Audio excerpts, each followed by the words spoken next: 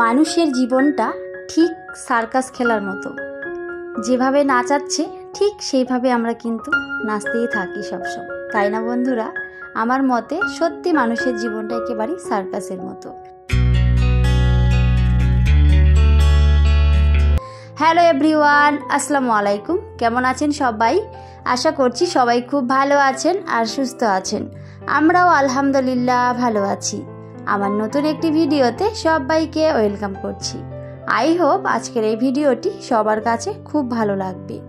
ভিডিওটি ভালো লাগলে শেষ হওয়া পর্যন্ত সাথেই থাকার অনুরোধ রইল। আর অবশ্যই ভিডিওতে একটা লাইক দিয়ে ভিডিওটি শুরু করবেন, কারণ আপনাদের এক একটা লাইক আমার ভিডিওগুলো অনেকের কাছে পৌঁছে দিতে ভীষণভাবে হেল্প করে। তো ভিডিও শুরুতে আমি একটা লাইক সবার কাছ থেকে চেয়ে নিচ্ছি। অনেক সকালবেলা উঠেছিলাম। সকালে উঠে এই যে সকালের কাজকর্মগুলো কিন্তু আমি শুরু করে দিয়েছি। যেহেতু আবিরের স্কুল আছে তো সেজন্য কিন্তু সকালবেলায় উঠতে হয়। আর এই যে আবির এখানে বসে বসে ওর হোমওয়ার্কগুলো কমপ্লিট করছিল। তো ওর অনেকগুলো হোমওয়ার্ক ছিল যেগুলো কমপ্লিট হয়নি, তো সেটাই কিন্তু ও করছিল। আর আবিরের এখন স্কুলে ক্লাস টেস্ট হচ্ছে, তো সেজন্য একটু চাপের মধ্যে আছে, কারণ পড়াশোনার চাপটা তো জানেনি। তো সেজন্য একটু কিন্তু চাপের মধ্যে আছে, কারণ পরীক্ষা থাকলে তো জানেনি যে কতটা পড়তে হয়। তো আবির কিন্তু ওদিকে ওর হোমওয়ার্কগুলো কমপ্লিট করছিল, আর তার সাথে আমি কিন্তু এদিকে ওর টিফিনটাও রেডি করে দিলাম। তো আজকে কিন্তু আমি আবিরকে খিচুড়ি বানিয়ে দিয়েছি, সোয়াবিন ছিল আর তার সাথে আলু ডাল। তো এগুলো দিয়ে কিন্তু ওকে আজকে খিচুড়িটা বানিয়ে দিয়েছি। তবে আবির কিন্তু সোয়াবিনের তরকারি খেতে অনেক বেশি ভালোবাসে, তো সেই জন্যই ভাবলাম যে আজকে সোয়াবিন দিয়ে একটু ভালো করে খিচুড়ি বানিয়ে দিই। তো সেটাই কিন্তু ওকে দিয়ে দিয়েছি।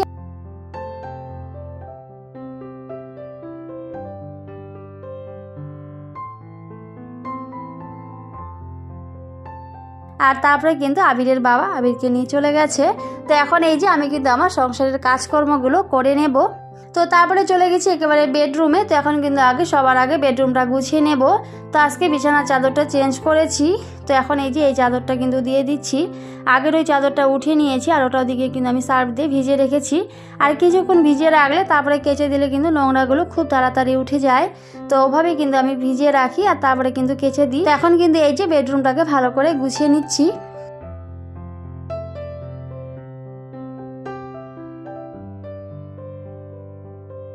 আর সকালবেলা যতক্ষণ না বেডরুমটা গোছানো হয় ততক্ষণ পর্যন্ত কিন্তু সব কিছুই আমার কাছে এলোমেলো মনে হয়। আর বেডরুমটা গোছানোর পরে মনে হয় যে না, আমার অনেকগুলো কাজ আমি করে নিয়েছি। আর সত্যি বলতে যতক্ষণ না আবির স্কুলে যাচ্ছে ততক্ষণ পর্যন্ত মনে হয় যে মাথার মধ্যে অনেক বড় একটা চাপ আছে, যে মনে হয় যে অনেকগুলো কাজ হয়তো আমার এখনো পড়ে রয়েছে, কিছুই হয়তো হচ্ছে না, এরকমই শুধু মনে হয়। তবে আবির স্কুলে যাওয়ার পরে তারপরে মনে হয় যে না, আমার অনেকগুলো কাজ কিন্তু আমি কমপ্লিট করে নিয়েছি। তখন কিন্তু মনে হয় অনেকটাই শান্তি কাজ করে যে না, ওর কাজটা কিন্তু আমি করে দিয়েছি।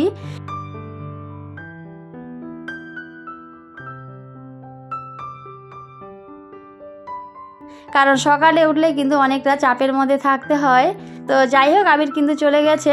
তো এখন কিন্তু আমি আস্তে আস্তে করে সমস্ত কাজগুলো করে নিতে পারবো।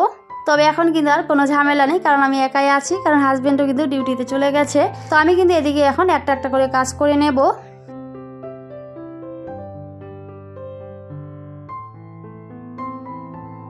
তো এই যে এখন কিন্তু আমি মাছগুলো ঢেলে নিচ্ছি। তবে এই মাছগুলো কিন্তু বাড়ি থেকে পাঠিয়েছে, মা পাঠিয়েছিল সকালবেলা, আমার ভাস্তা এসে দিয়ে গেছে। তো এখন কিন্তু আমি মাছগুলো ঢেলে নিচ্ছি। অনেকগুলোই কিন্তু মাছ পাঠিয়েছিল, তবে মাছগুলো কিন্তু একেবারেই ভালো করে ক্লিন করে তারপরে কিন্তু পাঠিয়েছে। মা কিন্তু ভালো করে জানে যে এই মাছগুলো কাটতে আমার অনেকটাই সময় লাগবে, আর যেহেতু আমি একা হাতে সমস্ত কিছুই করি তো সেজন্য কিন্তু মা অবশ্যই আমার কষ্টটা বোঝে। আর সত্যি বলতে কি, একমাত্র মাই কিন্তু সন্তানের দুঃখ কষ্ট বোঝে, তো এটা হয়তো সবাই জানে। তো সেই জন্য কিন্তু মাছগুলো ভালো করে একেবারে ক্লিন করে ধুয়ে তারপরে কিন্তু পাঠিয়েছে। তো আমি এখন আরেকটু ভালো করে ধুয়ে নিয়ে এখন কিন্তু এই যে রান্নাটা করে নেব।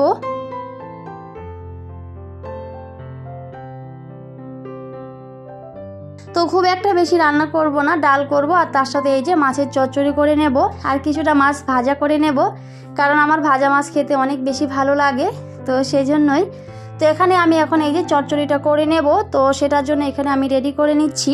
আর এভাবে ছোট মাছ একেবারে সব কিছু মশলা দিয়ে হাতে মেখে রান্না করলে কিন্তু অনেক বেশি টেস্টি হয়। আমার শাশুড়ি মা কিন্তু এভাবেই রান্না করতো, তো আমি আজকে শাশুড়ি মায়ের মতো রান্না করে নিচ্ছি। তো প্রথমে কিন্তু আমি এই যে মাছগুলো দিয়ে নিয়েছি।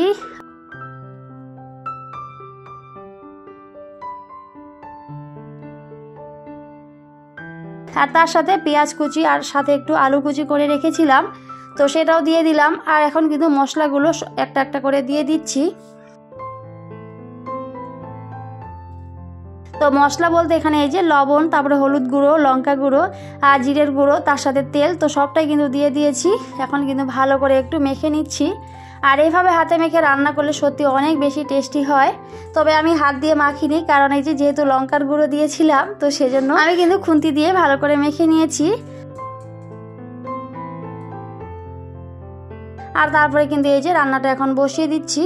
তো যাই হোক বন্ধুরা, ভিডিওর এই পর্যায়ে এখনও পর্যন্ত যারা আমার সাথে আছেন কিন্তু একটি লাইক দিতে ভুলে গিয়েছেন, প্লিজ একটি লাইক দিয়ে ভিডিওটি কন্টিনিউ করবেন। আর আজকে যদি ফার্স্ট টাইম কোনো বন্ধু আমার চ্যানেলে ভিজিট করে থাকেন, তাহলে অবশ্যই আমার এই ছোট্ট চ্যানেলটিকে সাবস্ক্রাইব করে আমার পাশেই থাকতে পারেন, আমাকে ভালোবাসা দিতে পারেন। আর যারা যারা অলরেডি এই কাজটা করে দিয়েছেন, আপনাদের অসংখ্য অসংখ্য ধন্যবাদ জানাই। এভাবেই আমার পাশে থাকবেন, আমাকে সাপোর্ট করবেন, কারণ আপনাদের ভালোবাসা ও সাপোর্টটা আমার কাছে ভীষণ দরকার। তো সবাইকে বলবো এভাবেই পাশে থেকো। আর অবশ্যই নোটিফিকেশন অল করে দেবেন, তাহলে আমি যখনই ভিডিও দিই না কেন সবার আগে আমার ভিডিও আপনাদের কাছে পৌঁছে যাবে। আর আপনারা চাইলে সময় সুযোগ মতো করে আমার ভিডিওটি দেখে নিতে পারবেন। তো এদিকে কথা বলতে বলতে আমি কিন্তু আমার কাজগুলো করে নিচ্ছিলাম। তো এই যে এদিকে কিন্তু আমার রান্নাটা প্রায় হয়ে আসছে। তো এখন কিন্তু আমি উপর দিয়ে একটু টমেটো কুচি দিয়ে নিলাম। তবে মাছের চচ্চড়ি রান্না করতে খুব একটা কিন্তু সময় লাগে না, যেহেতু মাছগুলো অনেকটাই ছোট ছিল, তো সেজন্য কিন্তু খুব তাড়াতাড়ি হয়েও গেছে। তো তারপরে কিন্তু আবির স্কুল থেকে বাড়ি চলে এসেছিল, আবিরের বাবাও চলে এসেছিল। তো আমরা সবাই মিলে কিন্তু খেয়ে নিয়েছিলাম। তো সেগুলো আর শেয়ার করা হয়নি। তো একেবারে চলে গেছি এই যে সন্ধ্যার দিকে। তো এই যে সন্ধ্যার দিকে আজকে আমাদের পাশেই সার্কাস খেলা এসেছিল, তো সেটা আজকে দেখতে গেছিলাম। তো সেটা একটু আপনাদের সাথে শেয়ার করব।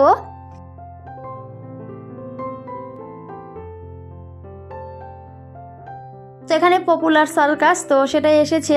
তো অনেক লোকজন অনেক দিন থেকেই কিন্তু হচ্ছে, তবে আমি কিন্তু যাইনি। তো আজকে ভাবলাম যে না যাব, কারণ আমার বেস্ট ফ্রেন্ড আসবে। তো সে আমাকে কল করেছিল যে আজকে আমরা যাব, তো সেজন্য কিন্তু শুধু ওদের জন্য আজকে আমি গেছি।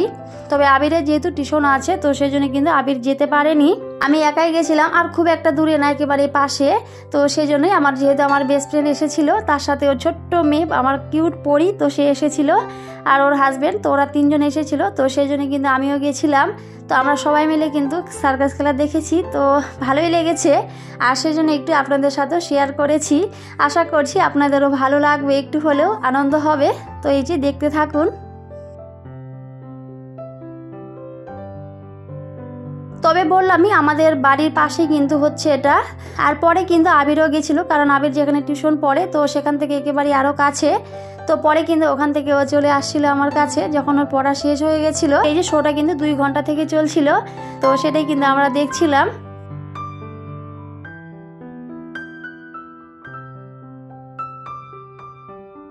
সংসার জীবন করতে করতে সত্যি কোনো সময় একেবারেই বিরক্ত মনে হয়।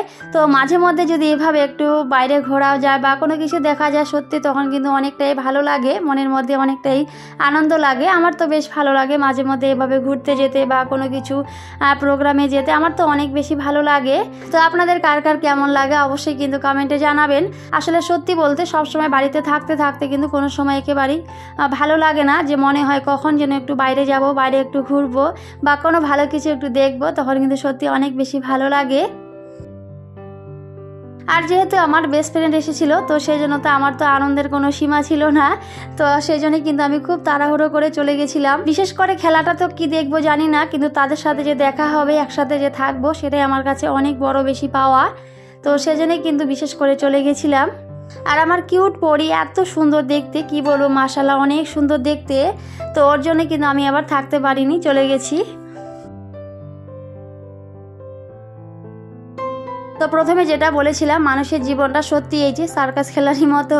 তো সত্যি এটাই, মানুষকে এই যে আমাদের যেভাবে নাচাচ্ছে, আমরা কিন্তু ঠিক সেইভাবেই নাচি সব সময়ের জন্য। তবে অনেক কিছুই খেলা দেখিয়েছিল, তবে আমি কিন্তু সবটাই শেয়ার করতে পারিনি। তো আমার যেগুলো ভালো লেগেছিল, তো সেগুলো একটু একটু করে শেয়ার করেছি।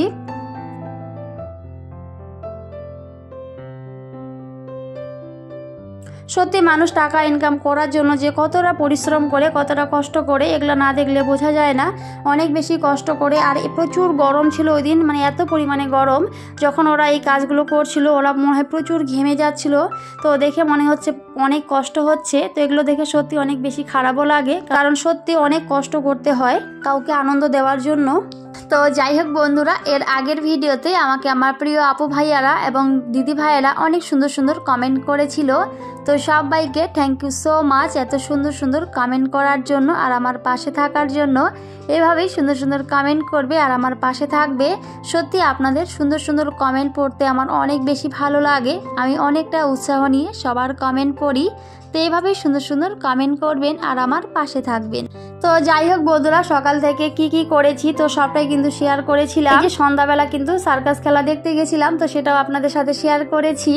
তো আশা করছি আজকের এই ভিডিওটি সবার কাছে খুব ভালো লাগবে। ভিডিওটি ভালো লাগলে অবশ্যই আমার চ্যানেলটিকে সাবস্ক্রাইব করে রাখতে পারেন। তো যাই হোক বন্ধুরা, এই ছিল আজকের ছোট্ট একটি ভিডিও। তো আজকের এই ভিডিওটি সবার কাছে কেমন লেগেছে সবাই কিন্তু অবশ্যই কমেন্টে জানাবেন। সবাই খুব ভালো থাকবেন, সুস্থ থাকবেন আর অবশ্যই আমার পাশে থাকবেন। তো সবাইকে টাটা, আল্লাহ হাফিজ। দেখা হবে পরের অন্য কোনো একটি ভিডিওতে।